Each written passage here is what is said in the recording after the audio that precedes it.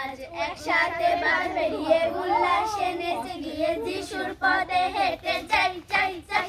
আজ একসাথে বাঁধ পেরিয়ে উল্লাসে নেচে গিয়ে যিশুর পথে হেঁটে যাই যাই যাই।